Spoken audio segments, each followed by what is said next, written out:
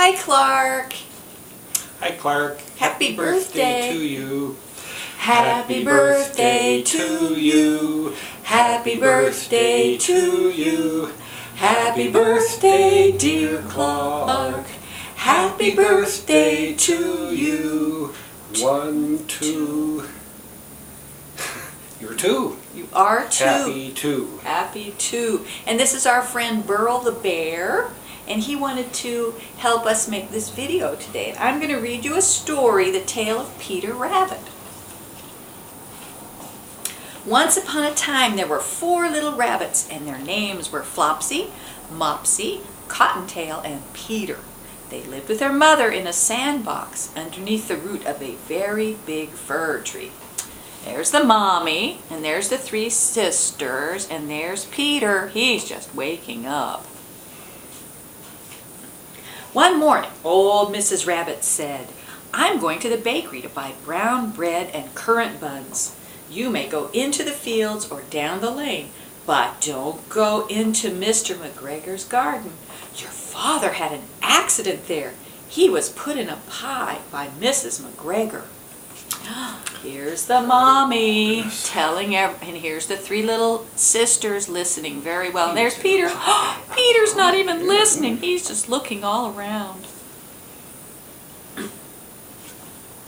Flopsy, Mopsy, and Cottontail, who were good little bunnies, went down the lane to gather blackberries. But Peter, who was very naughty, ran straight to Mr. McGregor's garden and squeezed under the gate.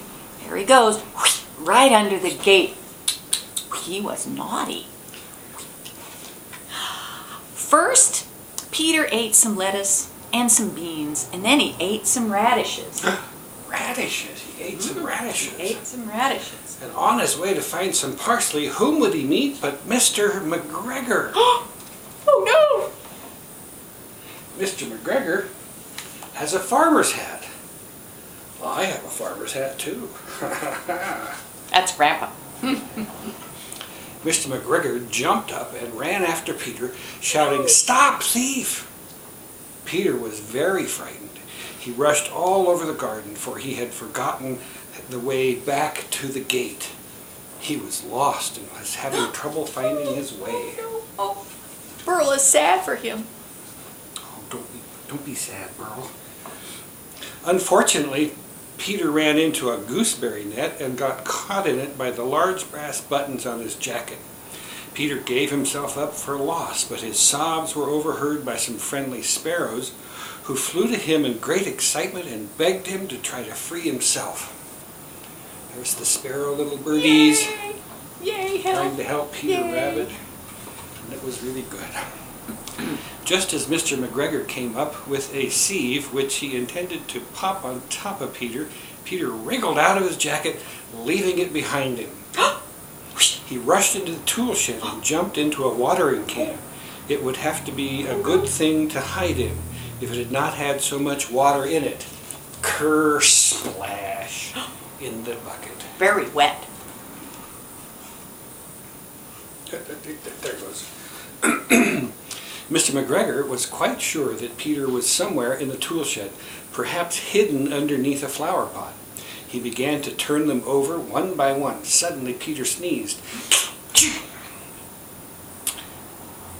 Mr. McGregor was after him in no time. He went out to get him, to chase him around. Peter jumped out of a window. Fortunately, the window was too small for Mr. McGregor. Then Peter ran away from the tool shed, all around the garden, and at last he found the garden gate, and he slipped underneath, and he was safe once more in the woods outside of the garden.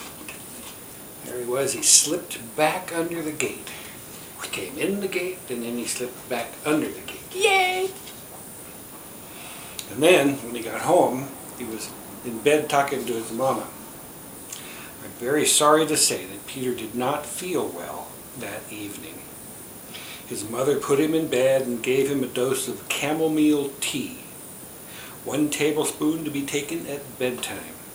But Flopsy, Mopsy, and Cottontail had bread and milk and blackberries for supper. Yum. Blackberries. Yum. Delish. There they're having their supper. Yay. Yay. That's all there is. Happy birthday, Clark. We love you, Clark. Hope to see you soon. We're going to come and visit you sometime. Oh, Burl said he might like to come and visit too the next time we come. You want to come, Burl? So we'll have to see about that. Maybe we can fit him in the car. Okay, we love you very much. Love you. Bye now. Bye now.